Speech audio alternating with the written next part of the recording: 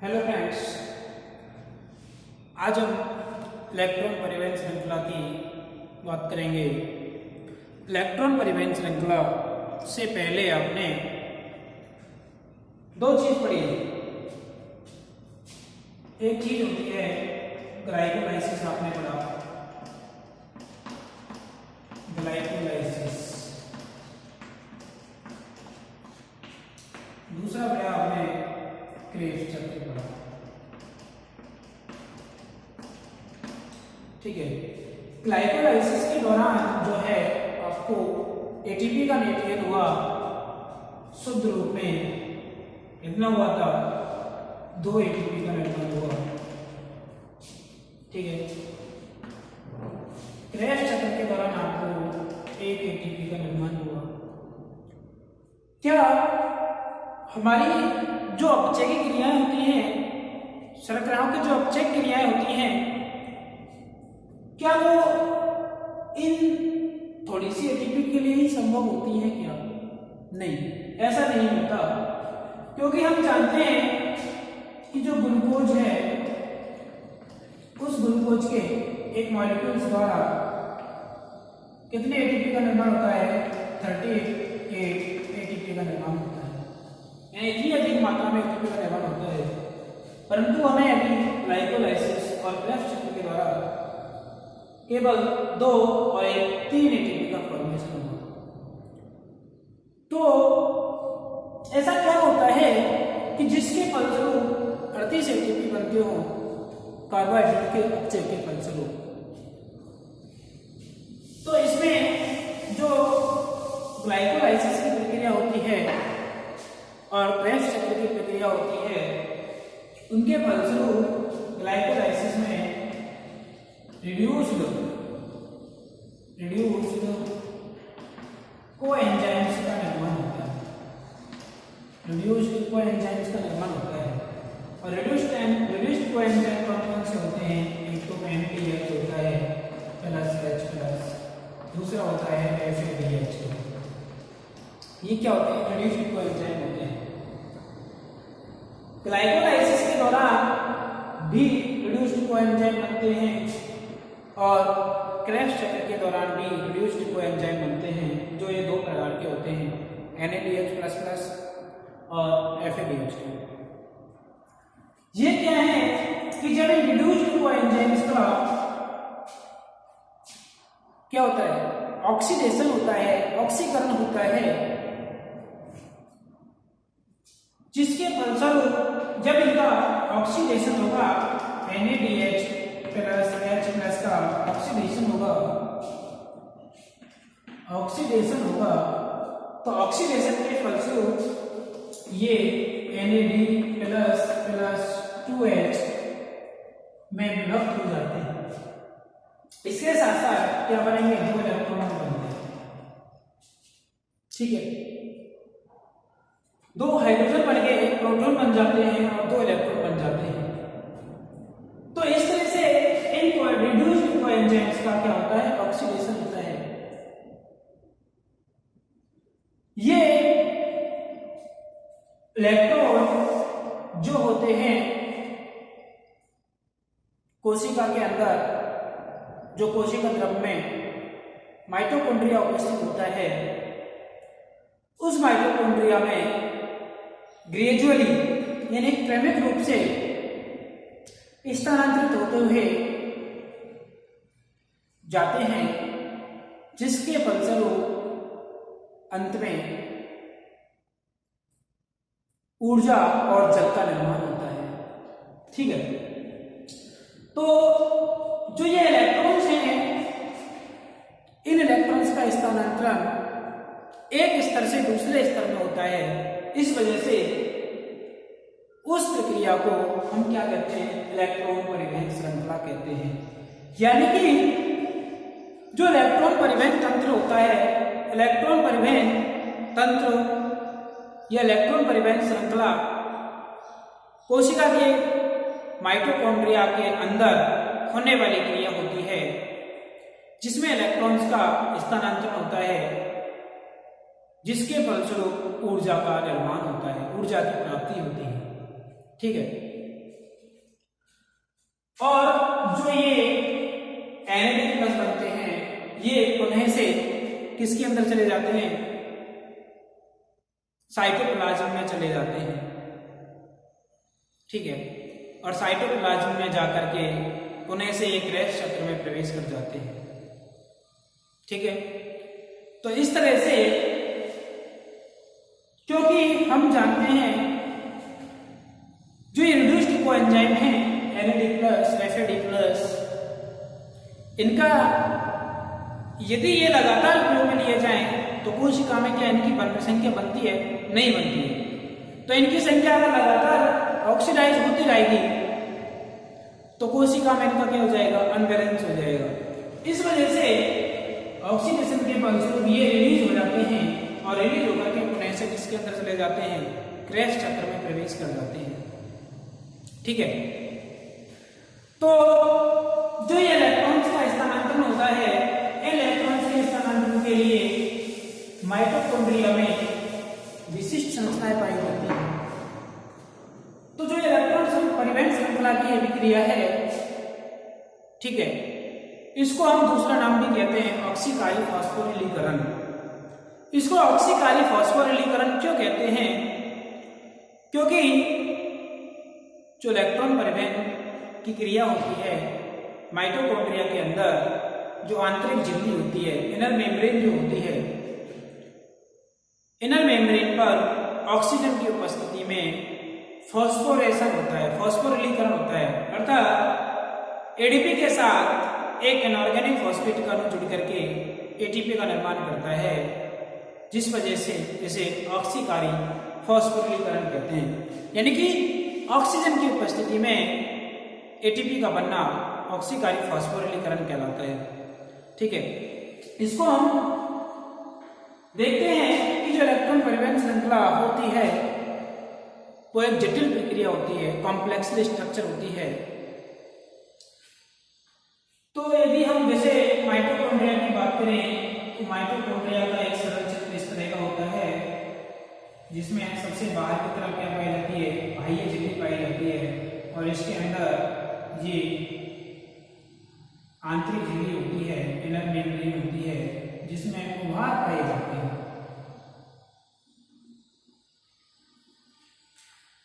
ठीक है, इसके अंदर जो है मैट्रिक्स बना होता है और इस आंतरिक झिल्ली पर ऑक्सीसोम लगे होते हैं। ये ऑक्सीसोम लगे हैं, ये ऑक्सीसोम F0 F1 आदि में विभक्त होते हैं। ये बाहर की तरफ आउटर मेम्ब्रेन है और इसके बीच में जो अवकाश बचा हुआ है उसे पेरी माइटोकॉन्ड्रियल स्पेस कहते हैं। जब इसकी एक छोटी सी काट का अध्ययन करते हैं, ठीक है, तो छोटी सी काट का अध्ययन करने पर हमें इस तरह की संरचना दिखाई देती है। इसके अंदर विभिन्न प्रकार के कंपोनेंट उपस्थित हैं। जब इस आंतरिक झिल्ली का काट का अध्ययन करते हैं तो इस तरह की संरचना दिखाई देती है, जिसके अंतर्गत बहुत सारे कंपोनेंट उपस्थित होते हैं, जिसमें पोटेंशियल ग्रेडियंट उपस्थित होता है, यानी विभव प्रवणता होती है, विभव प्रवणता होती है। इसमें ऊपर की तरफ धनात्मकता और नीचे की तरफ ऊपर की तरफ ऋणात्मकता और नीचे की तरफ धनात्मकता पाई जाती है। ठीक है, इसका मतलब है इसमें क्या है, विभव में बहुत ज्यादा अंतर होता है, जिसे विभव प्रवणता कहते हैं। तो जो इलेक्ट्रॉन्स का स्थानांतरण होता है, वह इलेक्ट्रॉन का स्थानांतरण किस तरह से होगा। तो इलेक्ट्रॉन का स्थानांतरण चूंकि जो रिड्यूस्ड कोएंजाइम है, रिड्यूस्ड कोएंजाइम्स के डिहाइड्रोजनेशन के फलस्वरूप इसमें इलेक्ट्रॉन्स ऊपर से नीचे की तरफ जाते हैं। ठीक है, तो कहां तक जाएंगे, नीचे तक जाएंगे, और नीचे तक जाएंगे तो उनको किससे सामना करना पड़ेगा, विभव प्रवणता से सामना करना पड़ेगा। तो इलेक्ट्रॉन यहां से प्रवेश करेंगे, यहां तक जाने हैं उनको, तो जाने के लिए विभव प्रवणता का सामना करना पड़ेगा उनको। और यदि यहाँ से वो छीटे जाएंगे तो क्या है, वो नीचे का आकर के नष्ट भी हो सकते हैं। इसको हम सिंपली इस तरह से समझ सकते हैं। सपोज कीजिए ये कोई बिल्डिंग है, इसमें ये बहुत सारी मंजिलें हैं।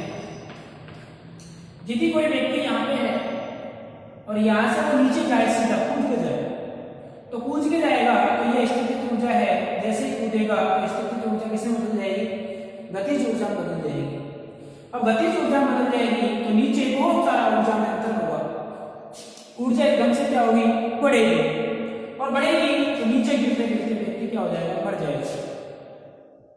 तो मरने से बचने के लिए इसको क्या करना पड़ेगा, सीढ़ियों से आना पड़ेगा धीरे धीरे, या फिर लिफ्ट से आना पड़ेगा। और यदि इस तरह धीरे धीरे आएगा तो स्थितिज ऊर्जा में परिवर्तन तो होगा, परंतु इतना नहीं होगा जिससे इस व्यक्ति की मृत्यु हो सके। ठीक है, तो ये व्यक्ति आराम से नीचे आ जाएगा। तो इसी तरह से जो ये इनर माइटोकॉन्ड्रियल मेम्ब्रेन होती है, जिसमें इलेक्ट्रॉन्स नीचे से ऊपर से नीचे की तरफ आते हैं, तो इसके अंदर जो विभिन्न सारे बहुत सारे कंपोनेंट उपस्थित होते हैं, वो कंपोनेंट इस तरह के होते हैं। एक तो होता है एफएमएन, फ्लेविन मोनोन्यूक्लियोटाइड। ये जो कंपोनेंट होता है आयरन कंटेनिंग होता है, आयरन इसके साथ पाया जाता है और इलेक्ट्रॉन्स को अपने साथ ले सकता है। इसके अलावा इसमें कोएंजाइम क्यू पाए जाते हैं, जिसको यूक्यू भी कह सकते हैं, यूबिक्विनोन भी कह सकते हैं। ये भी क्या होता है, सल्फर कंटेनिंग होता है। ठीक है, आयरन सल्फर युक्त होता है। इसके अलावा इसमें और क्या होते हैं, साइटोक्रोम्स होते हैं, साइटोक्रोम्स।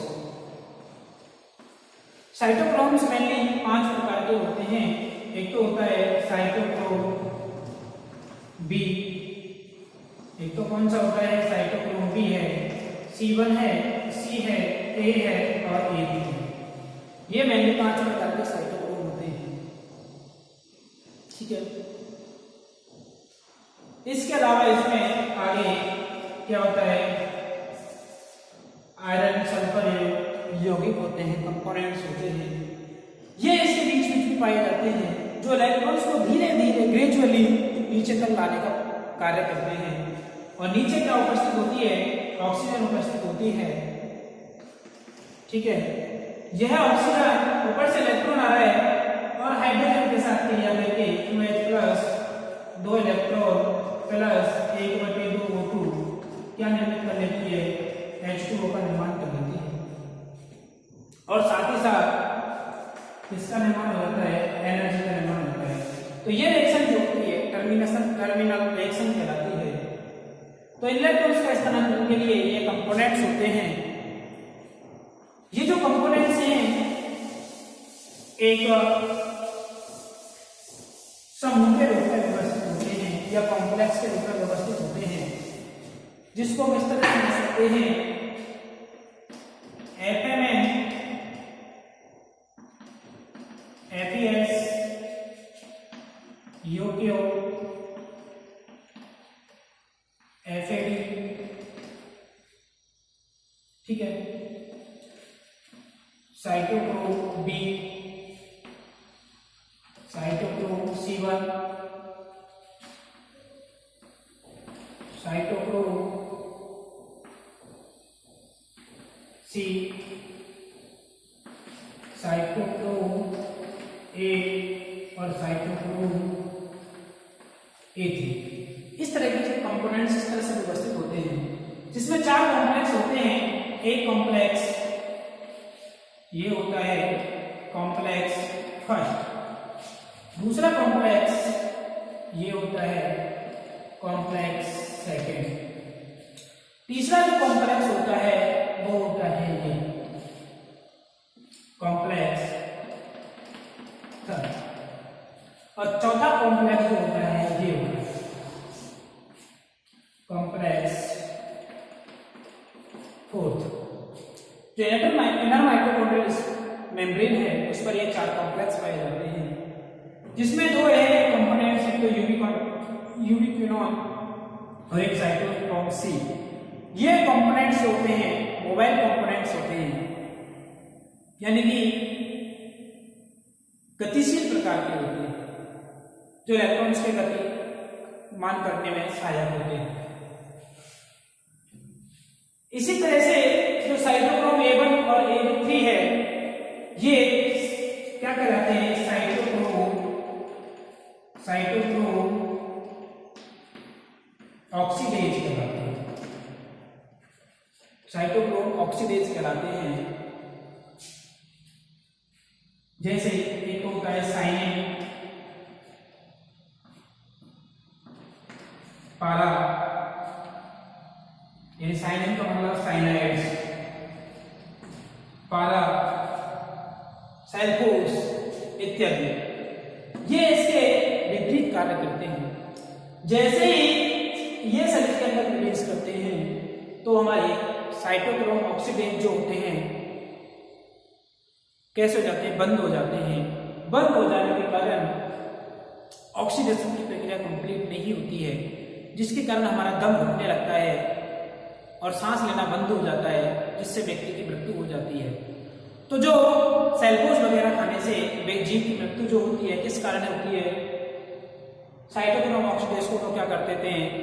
ब्लॉक कर देते हैं, और ब्लॉक करने की वजह से सांस लेने में कठिनाई आती है। ठीक है, इस वजह से साइटोक्रोम A और A3 को, जो मेनली A3 है, इस A3 को ही हम क्या कहते हैं? साइटोक्रोम ऑक्सीडेज कहते हैं। तो आइए हम इसको समझते हैं इस तरह से, जो NADH और FADH और ATP का फॉर्मेशन करते हैं। ठीक है, तो इसकी जब हम अभी बात कर रहे थे माइटोकॉन्ड्रिया काट का अध्ययन करते हैं, तो इसमें इस तरह की संरचनाएं दिखाई देती हैं। ये क्या है? इनर माइटोकॉन्ड्रियल मेम्ब्रेन, आंतरिक माइटोकॉन्ड्रियल झिल्ली है। इसके भीतर क्या होता है? मैट्रिक्स होता है। इनर माइटोकॉन्ड्रियल के अंदर क्या होता है? मैट्रिक्स होता है। अभी जैसे संरचना की बात करें, ये इनर माइटोकॉन्ड्रियल स्पेस है, इसके अंदर क्या है? मैट्रिक्स है, तो ये मैट्रिक्स, ये इनर माइटोकॉन्ड्रियल है। इसके साइड में क्या होता है? PMM या PMS। ठीक है, इसके और इसके बीच में जो इनर माइटोकॉन्ड्रियल स्पेस है और बाह्य को है, इसके बीच में क्या पाया जाता है? पेरी माइटोकॉन्ड्रियल स्पेस पाया जाता है। और पेरी माइटोकॉन्ड्रियल स्पेस के बाहर क्या पाया जाता है? आउटर मेम्ब्रेन पाई जाती है। और आउटर मेम्ब्रेन के बाहर क्या पाया जाता है? साइटोप्लाज्म पाया जाता है। ठीक है, साइटोप्लाज्म से क्या होता है? ग्लाइकोलाइसिस होता है। साइटोप्लाज्म में क्या होता है? ग्लाइकोलाइसिस होता है। और चूंकि क्रेब्स चक्र किसका होता है? माइटोकॉन्ड्रिया में होता है, आपने पढ़ा है। तो माइटोकॉन्ड्रिया किस द्वारा होता है? मैट्रिक्स में होता है। ये क्रेब्स साइकिल है। ठीक है, तो इस ग्लाइकोलाइसिस के फलस्वरूप जो रिड्यूस्ड कोएंजाइम बनेंगे, NADH बनेंगे, और क्रेब्स साइकिल में भी NADH और FADH2 बनेंगे। तो वो इस तरह से इनर माइटोकॉन्ड्रियल में प्रवेश कर सकते हैं। ग्लाइकोलाइसिस के दौरान बने रिड्यूस्ड कोएंजाइम इधर से इसमें प्रवेश कर सकते हैं। तो सपोज कीजिए क्रेब्स साइकिल के फलस्वरूप क्या बना? NADH2 बना। ये NADH2 बना। ये NADH2 जो है क्या होगा? डिहाइड्रोजनेट होगा। डिहाइड्रोजनेशन के फलस्वरूप ये किसमें बदल जाएगा? NAD+ बन जाएगा। NAD+ बना लेगा। और क्या है? प्लस 2 हाइड्रोजन के मॉलिक्यूल्स को निकालेगा। ठीक है, तो ये NAD तो किसमें प्रवेश कर गया? क्रेब्स चक्र में प्रवेश कर जाता है। और ये 2 हाइड्रोजन को कौन ग्रहण कर लेता है? FMN ग्रहण कर लेता है। और ये है FMN किसका निर्माण कर लेता है? FMNH2 का निर्माण कर लेता है। FMNH2 निर्माण कर लिया। तो इस तरह से ये FMNH2 FMN में परिवर्तित हो सकता है और FMN FNH2 में परिवर्तित हो सकता है। ये कैसा होता है? सल्फर कंटेनिंग होता है। सल्फर कंटेनिंग FeS 3 स्टेज से Fe3+ होता है और ये किस में बदलता है Fe2+ में बदल जाता है। इस तरह से आपस में इनमें चेंजेस हो सकते हैं क्योंकि सल्फर कंटेनिंग होता है Fe में, ठीक है। तो इसका जो इलेक्ट्रॉन होता है, एक हाइड्रोजन इसने ग्रहण कर लिया और इलेक्ट्रॉन किसको स्थानांतरित हो जाते हैं, इसको स्थानांतरित हो जाते हैं। इससे ये कैसा हो जाता है, ऑक्सीडाइज हो जाता है और Fe3+ से Fe2+ में परिवर्तित हो जाता है, ठीक है। अब क्या होता है कि जो ये हाइड्रोजन होता है, ये हाइड्रोजन यहां से यहां रिलीज कर दिया जाता है 2H+ के रूप में रिलीज कर दिया जाता है। अब ये कहां पे आ गया, पहले माइटोकॉन्ड्रियल स्पेस में आ गया और ये पहले कहां था, मैट्रिक्स में था। अब यहां पे जब ये आ गया तो इसके मध्य क्या हो गई, असंतुलन उत्पन्न हो गया, यानी कि अम्लीयता में क्या हो गई, कमी हो गई, इनका कमी या अधिक या कम हो गया, यानी असंतुलन उत्पन्न हो गया, अनबैलेंस हो गया। इस अनबैलेंस को कम करना है, इस अनबैलेंस को कम करना है तो ये हाइड्रोजन कहां जाएगा, वापस से मैट्रिक्स के अंदर जाना है। तो मैट्रिक्स के अंदर कैसे जाएगा, क्योंकि इनर माइटोकॉन्ड्रियल स्पेस में क्या पाए जाते हैं, ऑक्सीसोम पाए जाते हैं। तो ये ऑक्सीसोम होते हैं इस तरह से, ये ऑक्सीसोम है और इस तरह की संरचना होती है। ये क्या कहलाता है, F01 कहलाता है और ये क्या कहलाता है, F1 कहलाता है, आपने पढ़ा, ठीक है। तो ये दो हाइड्रोजन जो होते हैं इस मार्ग से प्रवेश कर जाते हैं मैट्रिक्स में, और जो F1 होता है, ये F1 के अंदर आते हैं एंजाइम पाया जाता है ATP सिंथेटेज एंजाइम पाया जाता है। जो इस हाइड्रोजन है, इस हाइड्रोजन को ऑक्सीडाइज कर देगा।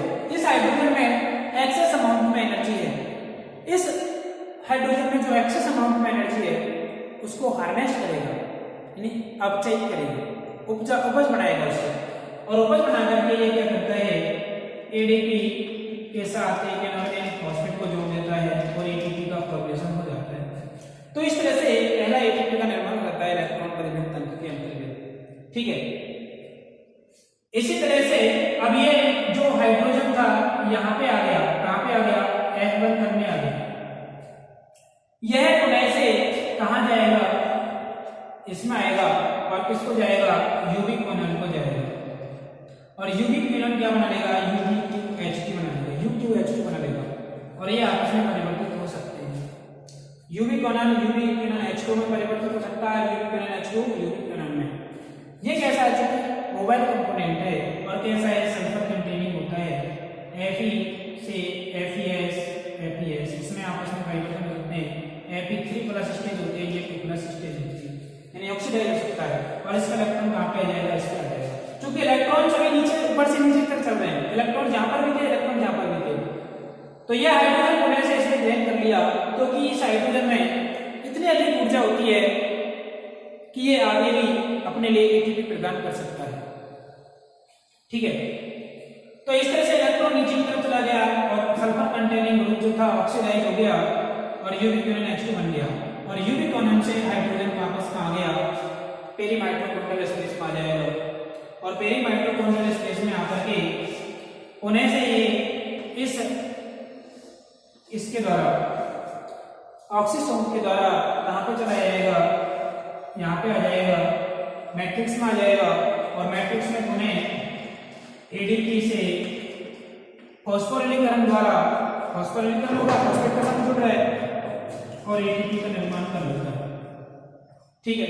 तो इस तरह से 2 ATP का निर्माण हो गए, और फिर जो हाइड्रोजन बचा होता है, यह हाइड्रोजन पुनः से इसके अंदर प्रवेश कर जाता है, और प्रवेश करके इसमें प्रवेश कर जाता है साइटोक्रोम B में।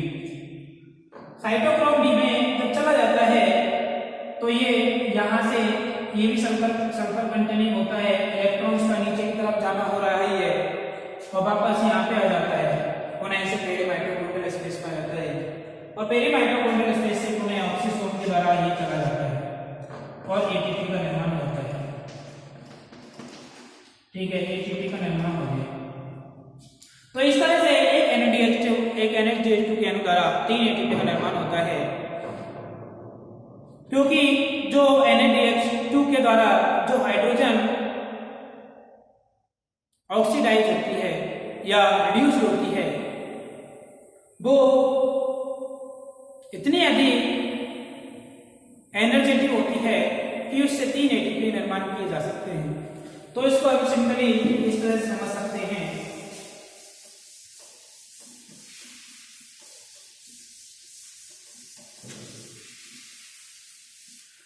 है ना। इसके अलावा FADH2 भी प्रवेश कर सकता है, लेकिन जो भी हमने इस तरह का चित्र देखा, FADH2 यहां से प्रवेश ना करके दूसरे कंपोनेंट से प्रवेश करता है, यानी कि यूबिक्विनोन के पास से प्रवेश करता है। इसका रीजन यह है कि कोई भी अणु जो होगा इंटर माइटोकॉन्ड्रियल स्पेस में वहां से प्रवेश करेगा जहां से इसका रेडक्स पोटेंशियल मैच करता हो। जो रेडक्स पोटेंशियल का मान होता है, जो आपने केमिस्ट्री में पढ़ा है, जिस रिड्यूस्ड कोएंजाइम का रेडक्स पोटेंशियल जिस चीज से मैच करेगा वो वहीं से प्रवेश करेगा। तो जो NADH था वह NADH का रेडक्स पोटेंशियल जो है FMN से संबद्ध होता है, तो FMN से प्रवेश करता है, जबकि FADH2 का जो रेडक्स पोटेंशियल होता है यूबिक्विनोन के पास से प्रवेश करता है, क्योंकि इसका मैच कहां से मैच करता है, रेडक्स पोटेंशियल यूबिक्विनोन से मैच करता है। तो FADH2 का अणु यहां से प्रवेश करता है, जिसके कारण इसके एक मॉलिक्यूल द्वारा दो एटीपी का निर्माण होगा, जबकि NADH2 के द्वारा कितना एटीपी का होता है, तीन एटीपी का निर्माण होता है, जिसको इस तरह से समझ सकते हैं। देखिए सिंपल वे में इलेक्ट्रॉन वैलेंस श्रृंखला क्या हो जाएगी,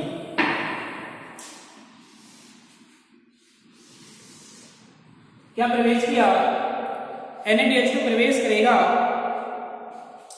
ये NADH2 प्रवेश किया और एक इसमें ऑक्सीडाइज हो गया NAD प्लस और 2H में रिड्यूस हो गया। ठीक है, इसको किसने ग्रहण किया, FMN ने ग्रहण किया। FMN ने ग्रहण किया और किसका निर्माण हो गया,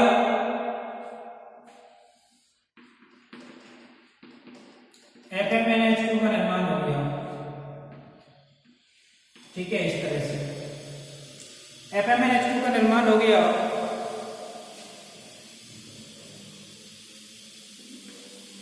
दो हाइड्रोजन FMN ने ग्रहण किए और FMNH2 का क्या हो गया, निर्माण हो गया। इसमें जो इलेक्ट्रॉन्स होते हैं वे इलेक्ट्रॉन जो होते हैं इसके साथ जाएंगे और इलेक्ट्रॉन जाएंगे, तो इसको कौन ग्रहण कर लेगा, यूबिक्विनोन ग्रहण कर लेगा, UQ, और क्या बना लेगा, UQH2 बना लेगा, इस तरह से। ठीक है, दो इलेक्ट्रॉन्स यहाँ पर प्रवेश कर रहे हैं, प्रवेश करेंगे, आगे चल के ये साइटोक्रोम B से जुड़ जाते हैं और ये साइटोक्रोम B ये क्या हो जाता है, ऑक्सीडाइज हो जाता है। साइटोक्रोम भी ऑक्सीडाइज हो गया, यूबिक्विनोन भी क्या हो गया, ऑक्सीडाइज हो गया, और ये भी क्या हो गया, ऑक्सीडाइज हो गया। और इलेक्ट्रॉन कहाँ पर प्रवेश कर रहे हैं, इसमें पुनः से प्रवेश कर रहे हैं और कहाँ पे चले जाएंगे, साइटोक्रोम C में प्रवेश कर जाएंगे। यहाँ से साइटोक्रोम C, साइटोक्रोम C, और ये भी क्या हो गया, ऑक्सीडाइज हो गया। ठीक है, साइटोक्रोम C1 B से C1 में प्रवेश करेगा और C1 से C में प्रवेश करेगा, और ये दो इलेक्ट्रॉन यहाँ से, दो इलेक्ट्रॉन यहाँ से प्रवेश करते चले गए हैं। साइटोक्रोम C1 से कहाँ पे चला जाएगा, A में चला जाएगा, A में इस तरह से चला जाएगा, साइटोक्रोम A1, साइटोक्रोम A1, इस तरह से ये इलेक्ट्रॉन चले रहे हैं। ठीक है, चलने के पश्चात ये जो इलेक्ट्रॉन होंगे, ये इलेक्ट्रॉन कहाँ जाएंगे, दो हाइड्रोजन से क्रिया करेंगे, दो हाइड्रोजन प्लस दो इलेक्ट्रॉन, और नीचे साइड ऑक्सीजन का मॉलिक्यूल होता है जो श्वसन के द्वारा इसको प्राप्त होता है 1/2 O2 और इसका नाम कर लेंगे जल का निर्माण कर लेते हैं। ठीक है, तो इस तरह से जो होता है इलेक्ट्रॉन परिवहन तंत्र की अभिक्रिया होती है जिसमें इलेक्ट्रॉन का स्थानांतरण एक चक्रीय प्रक्रिया में हुआ है जिसको हम एक शुद्ध चक्र के रूप में इस तरह से व्यवस्थित कर सकते हैं।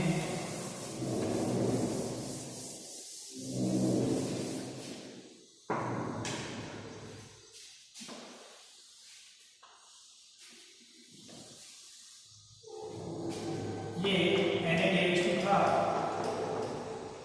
ठीक है, ये किसमें परिवर्तित हो गया NAD प्लस और 2H+। इसको किसने ग्रहण किया? FMN ने ग्रहण किया, FMNH2 का निर्माण हो गया। ठीक है,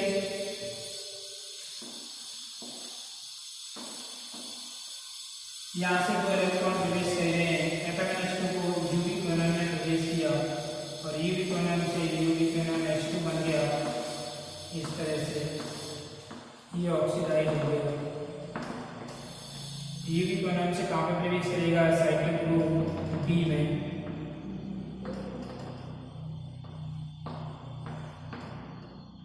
दो इलेक्ट्रॉन साइटोक्रोम B से साइटोक्रोम C1, साइटोक्रोम C1, ये भी क्या हो गया? ऑक्सीडाइज हो गया, ये भी ऑक्सीडाइज हो गया। ठीक है, साइटोक्रोम C1 से साइटोक्रोम C, साइटोक्रोम C,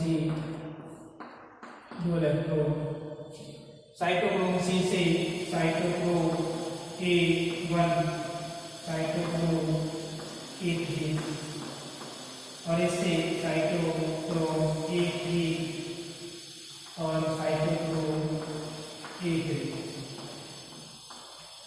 यहाँ से ये जो इलेक्ट्रॉन आ जाएगा, दो हाइड्रोजन जो है रिलीज हो जाएंगे NADH से या FADH से, उसके साथ ये इलेक्ट्रॉन दो इलेक्ट्रॉन काम करेंगे और साइटोक्रोम A3 के पास एक ऑक्सीजन का मॉलिक्यूल होता है जिससे क्रिया करके किसका निर्माण कर लेगा? H2 का निर्माण कर लेता है। इसके साथ साथ 38 का निर्माण होता है। तो इस तरह की होती है इलेक्ट्रॉन परिवहन तंत्र की अभिक्रिया। ठीक है, समझ आया होगा वैसे तो आपको अच्छी तरह से समझाया। फिर भी कुछ कंफ्यूजन हो तो कमेंट्स कीजिएगा। Thank you.